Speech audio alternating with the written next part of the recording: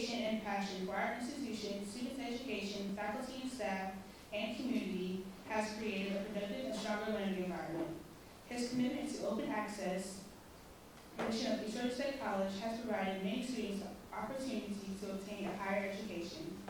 In President Boehmer's spare time, he enjoys his family, which includes his wife, Ms. Joyce, his 2 daughters, son-in-law, and the highlight, his grandson, Mason. Some of his favorite activities are FaceTime with his grandson, playing his groovy record albums, roasting and eating his own coffees, and bike riding. It is my honor to introduce our president, Robert Boehmer. Thank you.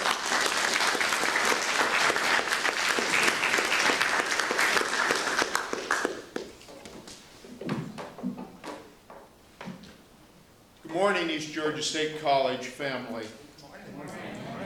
Thank you for taking your valuable time to spend a few minutes with me this morning discussing the state of the college. Your interest in the future of this very special place is deeply appreciated. The State of the College Address is a tradition at colleges and universities across the nation. Like graduation and convocation, the State of the College Address is firmly woven into the fabric of higher education across the United States. It is a day when the college community takes a deep breath and asks, how are we doing? That is the question I'll try to address today. My wife Joyce and I moved to this great community almost 7 years ago, following 23 years at the University of Georgia, and before that, about 12 years practicing law in Oregon. At the end of this calendar year, we will have spent 30 years in Georgia pursuing our passion for student success. We believe today what we believed 30 years ago as we drove from Oregon to Georgia with our 2 daughters. It is a great privilege to be able to spend a lifetime helping students learn and pursue their dreams. I come to you today exhausted, as many of you are, due to the efforts of this team to bring our dreams for this very special place to reality. Although I'm exhausted, I speak to you today with a sense of real satisfaction for what we have achieved together over the last 7 years. There has been truly remarkable and positive change. I also come to you today optimistic about the future of this special place. My optimism is, I assure you, not Pollyannish. My optimism is based on the simple fact that our mission matches the greatest need in higher education today in the entire country: access to high quality, affordable higher education. My optimism is based on the fact that at a time when the nation demands affordability, we're among the most affordable in the nation. It's based on the fact that at the time when the nation demands accountability, we're financially solid. It's based on the fact that at a time when the nation demands that higher education be creative and change to prepare students for the diverse digital modern workplace, we as a team have accepted that challenge. We sit today on over 400 acres of really amazing land, which we can choose to shape in any way we might imagine to meet the unique needs of this region. I also come to you today gratefully. Thank you for your dedication to this great region and these amazing students. I recognize how much I ask of all of you. I know that you're all suffering from initiative fatigue like I am. I demand each day that you respond to the countless major initiatives in which we are participating. There's our upcoming SACS reaffirmation, comprehensive administrative review, the Momentum Year initiative, Complete College Georgia, and so many more. I remind you each day of the compelling need to raise more private funds because of the challenging financial model for higher education which we face. I implore you each day to study and understand the dramatic changes in the way our students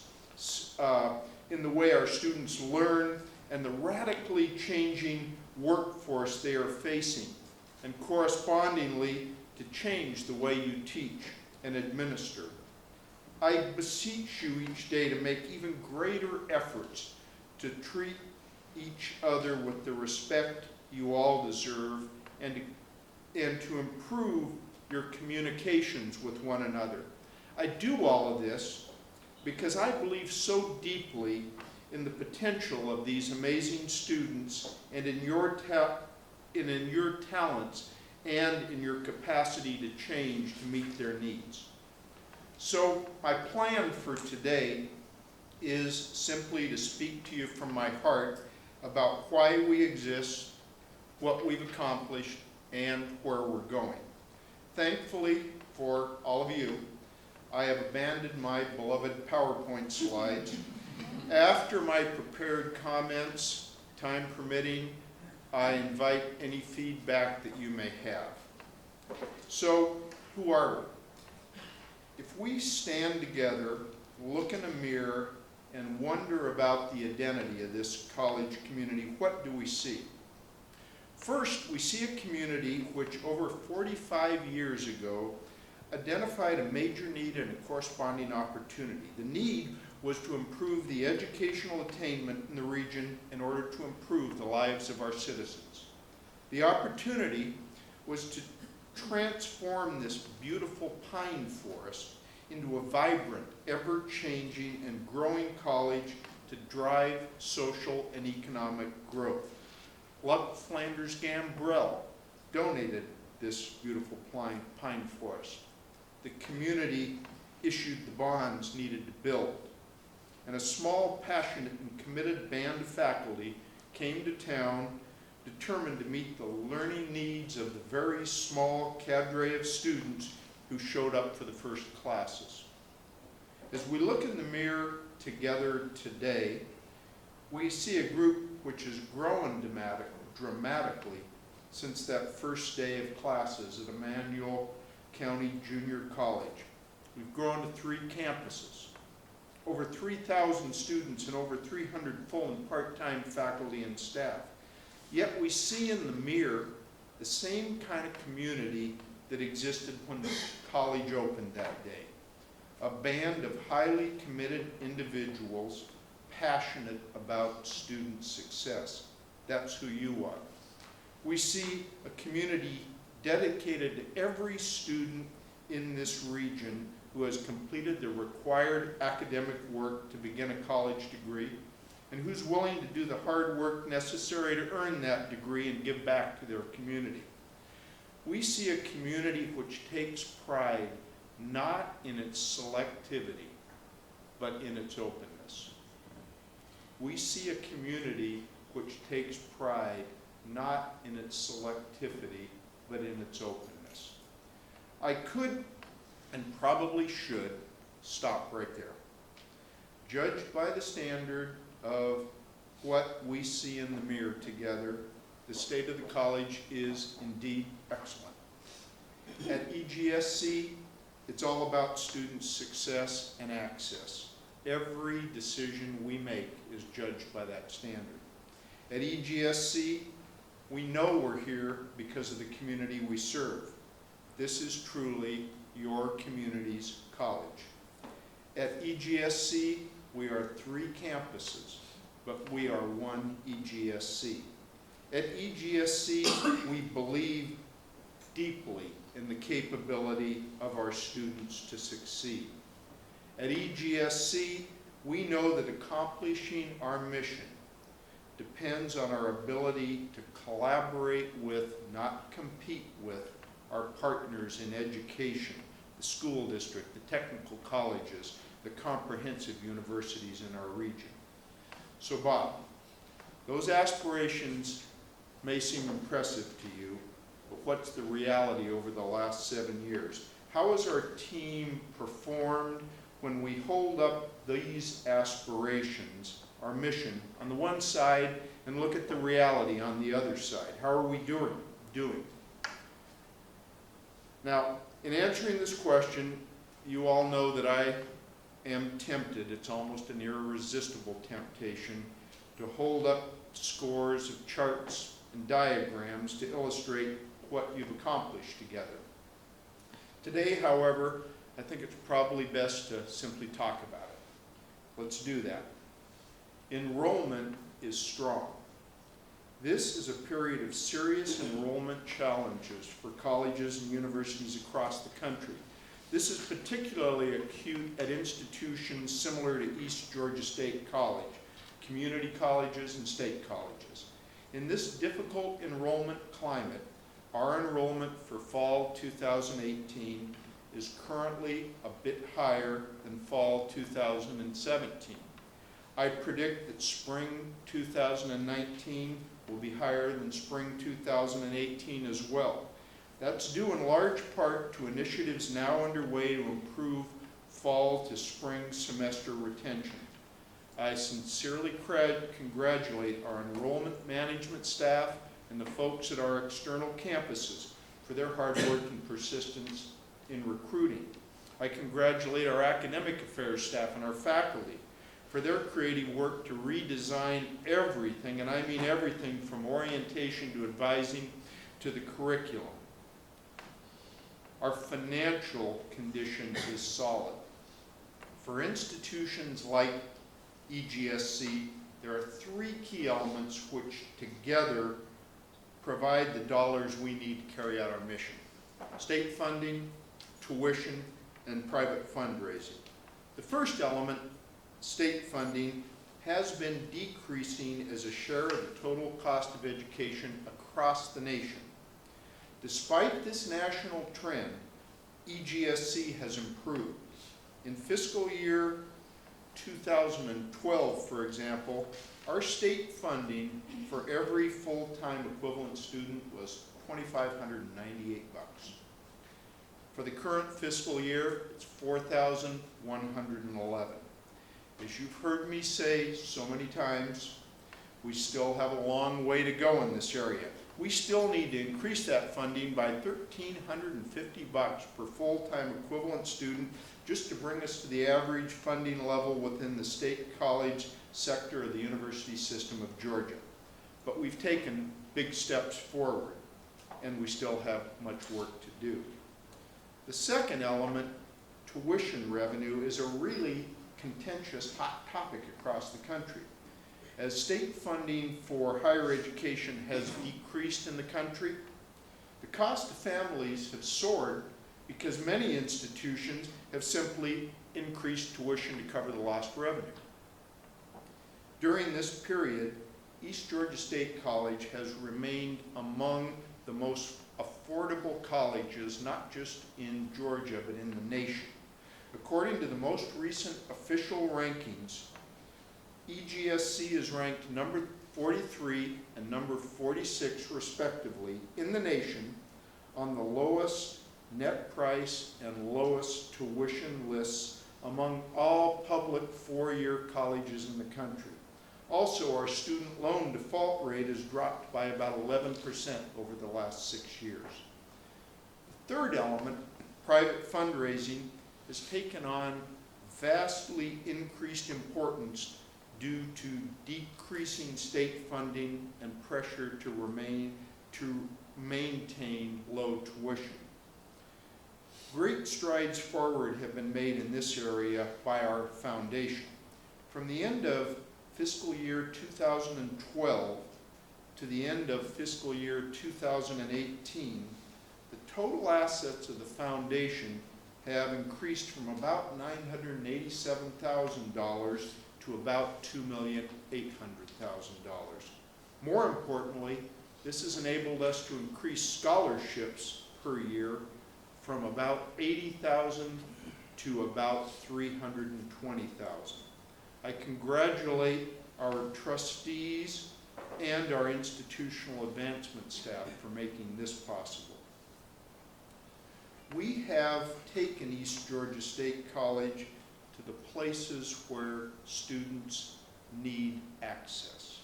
We now serve this region by making access to an affordable education at 3 campuses, by making dual enrollment available on all 3 of those campuses, by taking dual enrollment classes to high schools in the region and by online education.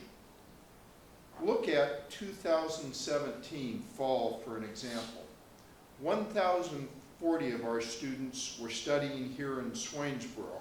102 of them were dually enrolled.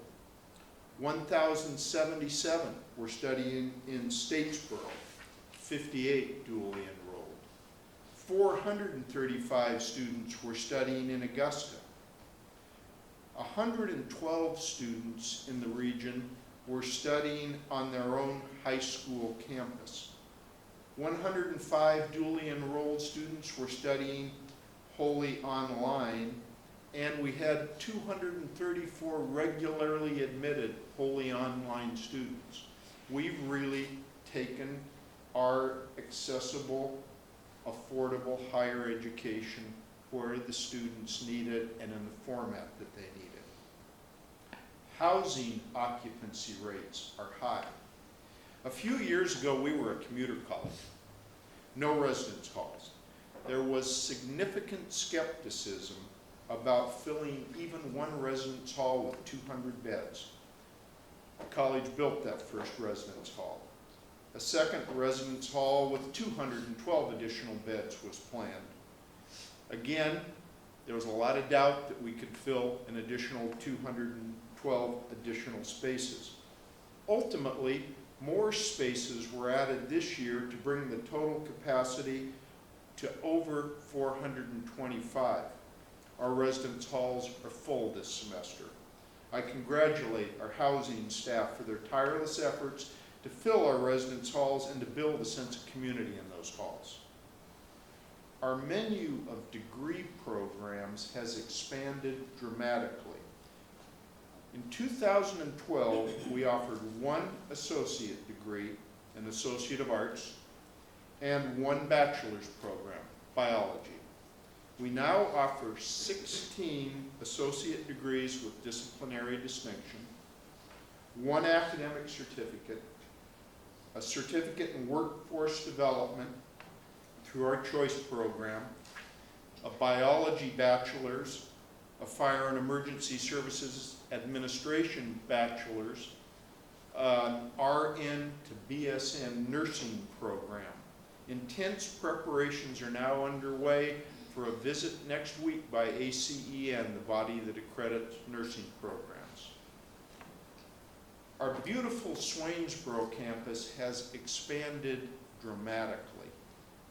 In recent years, we've added 2 residence halls, plus the Schottenberg and Jean Strange Clubhouse, received a gift from the Morgan family of their family home, now known as the Morgan House of East Georgia State College, expanded our academic building, adding new classrooms and science labs, broken ground on an expansion to the Gene Anderson Morgan Student Center, and received a gift of land from the Gambrell family of 140 acres of land adjoining the campus.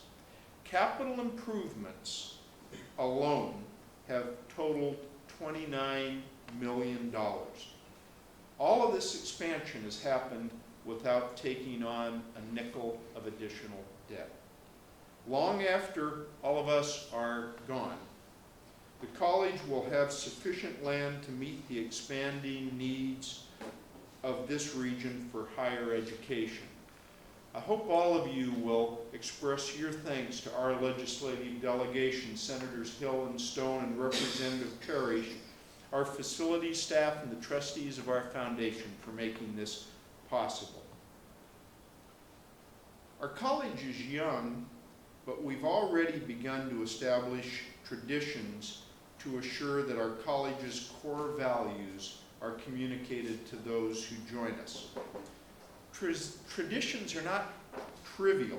They're an essential component of any college community.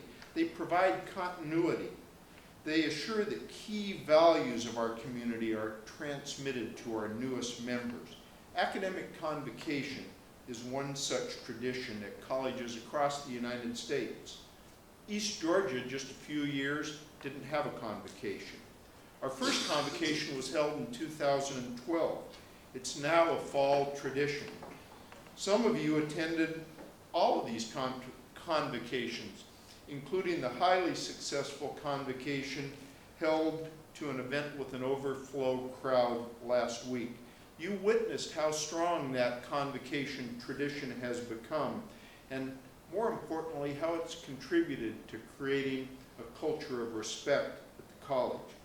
I congratulate the Convocation Committee and the members of the Culture of Respect Task Force for your tenacity and foresight and hard work in creating this strong tradition.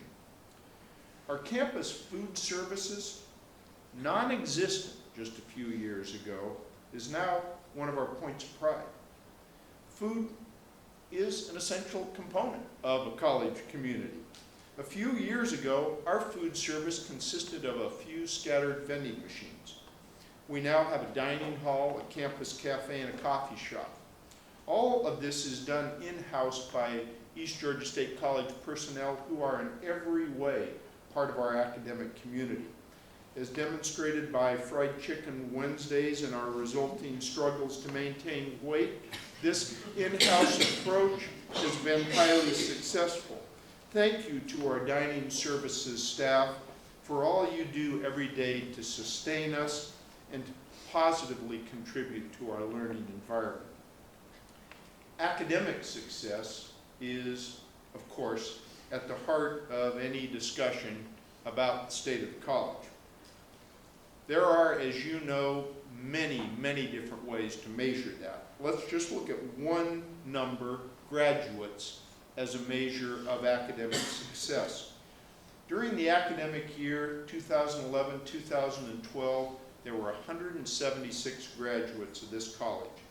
During the last 3 academic years, the numbers were 359, 343, and 297 respectively. The work of every person in this room plays a key role in producing those graduates. I extend my special congratulations to our faculty and our academic affairs staff for their leadership in our Complete College Georgia and Momentum Year initiatives leading directly to this increased number. I am deeply proud of our financial integrity, fiscal responsibility, and financial stability. This is particularly true in an era during which news reports about financial improprieties and instability are, frankly, all too common across the country. Last year, East Georgia State College carried out a plan of internal reorganization and budget reduction in order to respond to enrollment pressures and rising costs in areas like retirement expenses and health care. We made deep and painful cuts, resulting in annual savings of over $800,000. Cuts like this are painful, but I am proud that everyone whose position was eliminated was given the opportunity to remain part of our East Georgia State College family, and almost all did. Also, I'm proud of our college leaders who addressed these needs proactively rather than waiting until a crisis took place to act. Development of initiatives that are innovative ways to meet educational needs has also been one of our hallmarks. Let's focus on AAMI Choice, Corral Scholars, and dual enrollment. Now, in 2012, most colleges and universities in the university system of Georgia had African American male initiative programs. EGSC did not have one. In the academic year 2011-2012, we awarded only 7 college degrees to African American males. An African American male initiative program was then established. It's now widely considered a model in the university system of Georgia. By way of comparison, we offered 43, 46, and 38 degrees to African American males in the last 3 years. The college introduced choice in the 2014-2015 academic year, a program to serve intellectually disabled adults. That program leads to a 2-year certificate in workforce development. This innovative program was only the second of its kind in the state of Georgia, and it's now recognized as a leader well beyond Georgia among the very small number of colleges and universities still offering programs of this type. We're proud that over 20 students are now enrolled in that program, and most of them are living in our residence halls. Pete and Natalie Carell are the ones that years ago donated the Fulford Center. They envisioned a scholarship program to attract students with talents in leadership, scholarship, and service, and prepare those students to get their college degree and to hopefully stay in our region and contribute. They created the Carell Scholars Program. As a result of this generosity and vision, a new class of 20 to 25 Carell Scholars enters East Georgia State College each fall. Take our initial class from 2015-2016 as an example. That class performed well over 1,000 hours of service and maintained GPA of 3.4. 17 members of that class now have moved on and are pursuing bachelor's degrees at other institutions in Georgia. One is completing an internship at a private employer. Our dual enrollment program during the 2011-2012 academic year was offering opportunities to 23 students. The decision was made to expand this by reaching out aggressively to local high schools to make dual enrollment opportunities available where and how students need them. Many of these deserving students cannot afford to get in a car, if they have one, and drive to one of our campuses to take advantage of dual enrollment. This approach of providing programs when and how students need them led to an expansion of our dual enrollment program, 385 students last fall. I sincerely congratulate the staff of AEMI, Choice, the Carell Scholars Program, and dual enrollment for the creative approaches they've used to meet the needs of our amazing students.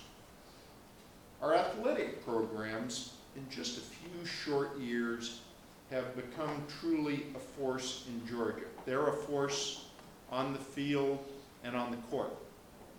However, I don't judge their success by their win-loss records. I judge their success by the academic success of the student athletes, and even more importantly, by the way these highly visible young women and men represent us across the state and the region. Our student athletes maintain an overall GPA greater than that of the student body as a whole. And they every day send a positive message about what it means to be an East Georgia State College student. I sincerely congratulate our athletic staff for their commitment to the success and life of our student athletes. Our computing environment is also a point of pride. One of the big struggles for a college like East Georgia State College is to remain competitive while the digital world races ahead. Turn on cable TV tonight and watch for the flood of ads by out-of-state institutions touting their convenience to the same students we're recruiting. In your personal life, think about the frustration you've experienced when you bought that new mobile phone or mobile computing device and it's already out of date the next month. That's the challenge that our IT department faces every day, except they do it for 3,500 users. And I think they're doing a remarkable job. Our IT staff deserves our sincere congratulations for keeping our computing environment robust, and our computing environment modern in this challenging environment. Also, our campuses are safe and secure. We had in 2012 4 certified police officers. Now we have 9. I hope none of you ever forget the contributions our police department makes to keeping this environment safe and secure. So those are a few of the things that we've accomplished together over the last 7 years. That brings me, as you would all predict, to the next major point. Take a deep breath. Enjoy the satisfaction of a job well done, but hold on tight, because the pace of change in higher education and at East Georgia is going to accelerate in the coming years. Let me give you just a few examples of the forces that are leading to that kind of change. Now, I'm not in favor of change for change's sake. It is change because, simply put, failure to make the change will render us irrelevant. This does not mean we're going to abandon our values, which make us unique and special. Things like putting students first, or emphasizing mentoring of our students as another. It does mean that we've got to innovate every day. Consider my top 10 list of forces requiring change at East Georgia State College. College enrollment overall in the United States has flatlined. Now, this trend is more pronounced in parts of the country where their overall populations are decreasing, yet Georgia colleges like East Georgia State College are not insulated because our state's overall population growth is on the upward swing. Colleges in states where populations are shrinking are actively expanding their recruiting efforts in Georgia. They are finding creative ways to attract our Georgia students to come to their neighboring states. They're doing very aggressive things like offering in-state tuition to all qualified out-of-state students. As this competition heats up, our recruiting strategies are going to have to become even more aggressive and more data-based. Many colleges and universities in the United States have already developed and implemented sophisticated and academically sound systems to award credit for prior learning, often to military personnel and adult learners. As an institution whose reason for being is access, we must become a leader in prior learning assessment. Trends toward lower state funding are not going away anytime soon. That's going to continue. Correspondingly, the pressure to keep tuition rates low is going to continue. This is going to require us to innovate every day. Employer needs are changing at warp speed due to technological changes, diverse workplaces, and increasing competitive pressure. These employers are demanding graduates with an ability to work in these dramatically changing workplaces. They want graduates with both parts of the equation. They want them with essential skills, writing, communication, teamwork, analytical thought, and the technical skills of these new working environments. We've got to regularly develop new degree and certificate programs which give our students the tools they need to compete in that workforce. Sophisticated data analytics are being used in every part of our society, sometimes in really frightening ways.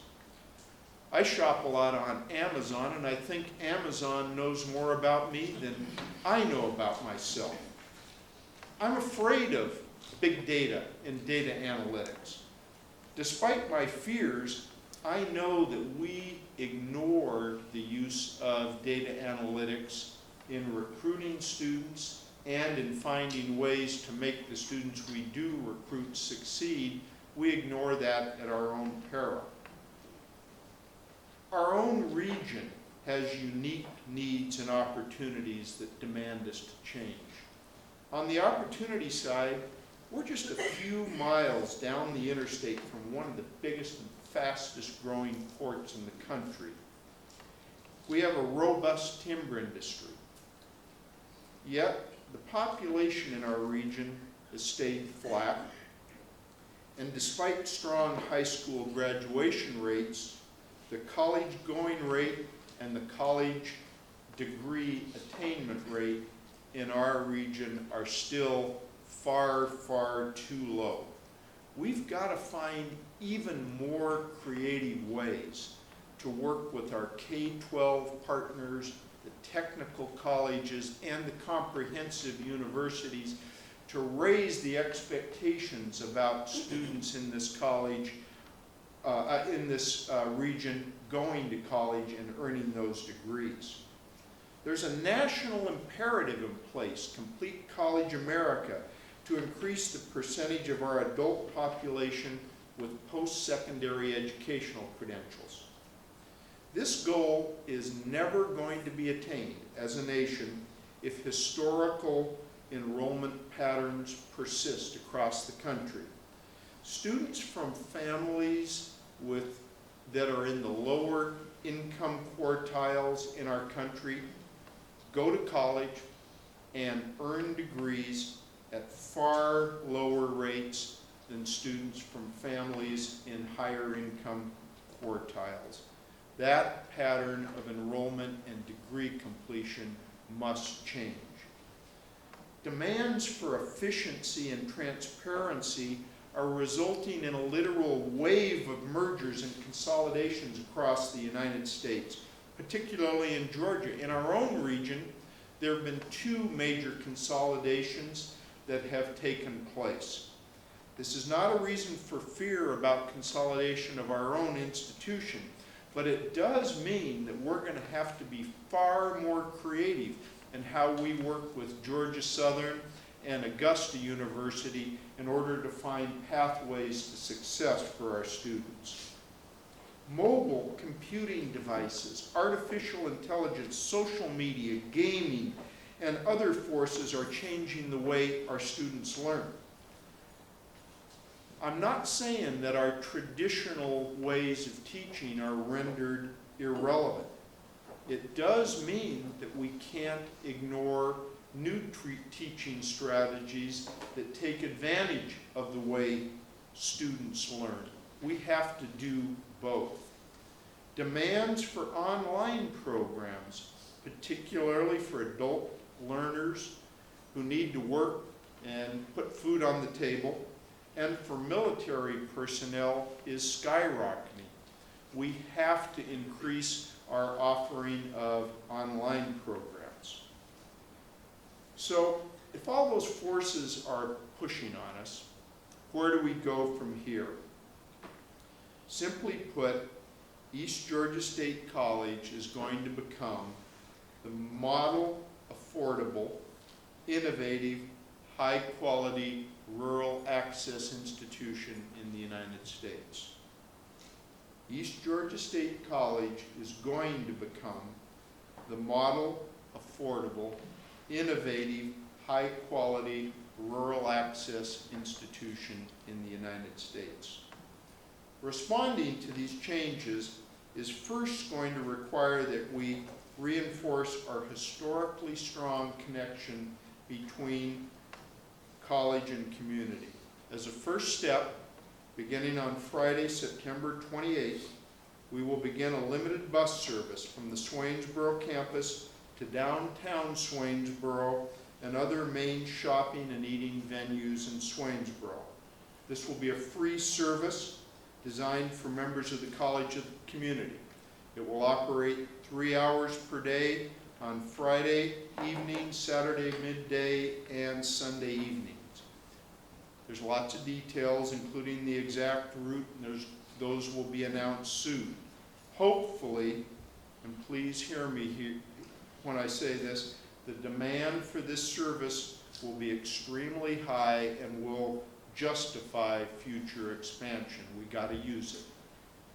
We recently initiated 2 leadership development programs, one for students and the other for staff.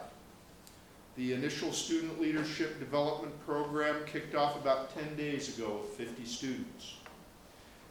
The inaugural staff leadership development program kicked off at about the same time with 13 of our talented staff members.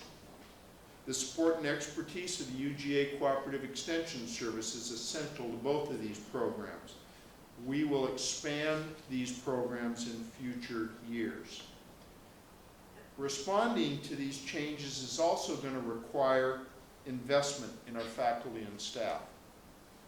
Now, as most of you know, the University System of Georgia has given member institutions an opportunity to offer a limited raise pool effective January 1, 2019, an option. Some USG institutions have elected not to do this. EGSC will create a raise pool for all personnel earning less than $60,000 per year effective January 1, 2019. Consistent with USG requirements, raises will be based on merit and will be determined by the supervisor and will be from 0 to 4%. I spoke about the importance of partnerships with other institutions of higher education. At its most recent meeting, the Board of Regents recommended a minor capital improvement project for our programs in Statesboro in the amount of $3,900,000. Now that recommendation will not be final until the legislature acts in 2019. If approved, it will enable us to work even more collaboratively with Georgia Southern University to increase access, improve student success rates, and improve pathways from East Georgia to Georgia Southern and from Georgia Southern into the workplace. We'll do the same with our partner Augusta University. We're going to design new degree programs targeted to the needs of the region. A formal proposal for a Bachelor's of Applied Science has already been presented at the University System of Georgia. This BAS degree in organizational leadership will have 5 concentrations available to our students: healthcare management, business, natural resource management and sustainability, IT and network management, and sports leadership. A decision by the Board of Regents on this proposal is anticipated very soon. Construction of our new student center is about to begin. We anticipate opening in fall of 2019. This is going to include an expanded bookstore area, an area for production of the student newspaper, and perhaps a student-run internet, TV, and radio station. A large multi-use space will be available, and it will dramatically increase the amount and type of space available for everything from volleyball to social events. We're fully committed to the University System of Georgia's Momentum Year initiative. Students who, in their first year of college, their Momentum Year, complete both core English and core math, take at least 9 hours of credit in their focus area, the thing they're passionate about, and complete at least 30 hours of credit, are quite unsurprisingly far more likely than their peers to graduate. Perhaps surprisingly, that's not simple to do. It takes a lot of intentionality and simple hard work on a college-wide level to carry that out. Scheduling software, early intervention systems, intrusive advising, assigned schedules to entering freshmen, and lots of other techniques. We're going to do all of that and more. I'm confident that that's going to lead to higher success rates in individual courses, retention rates, and graduation rates. That is all going to happen not by compromising quality, but by believing in the capability of our students to achieve. We will become a leader in the state in prior learning assessment and in delivery of online degree programs. Finally, I renew a call I made initially in 2012 for a highly visible facility on campus devoted to the success of the youth in this great community. As I envision this facility, it will provide a cutting-edge physical and digital location attracting young people to participate that added some suspense. To participate in art and science activities, play chess, compete in digital gaming, or just meet and hang out. This creation of a direct, tangible connection between young people and our campus will make the transition from high school to college natural. Young people will come to expect that this transition will happen. It will pay dividends for our community. I believe that it is entirely realistic to raise the funds to build this through private donation and to find the resource to operate it through collaborations among our partners in education, government entities, and private business. It would build dramatically on the outstanding work already being done by our Fulford Center. Simply put, it's time to make this happen. Thank you for spending this time with me. Your support is what's going to bring all of these dreams to reality. Thank you.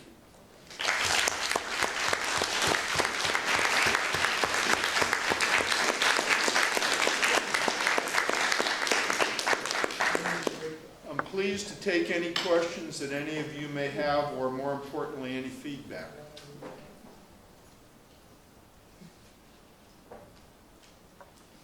Dr. Boehmer, I would like to just say you patted a lot of people on the back today and congratulated a lot of your staff. On behalf of the trustees, I want to thank you also. Thank you. What you've done and what you continue to do for this college and this area. Thank you, Danny. Appreciate it.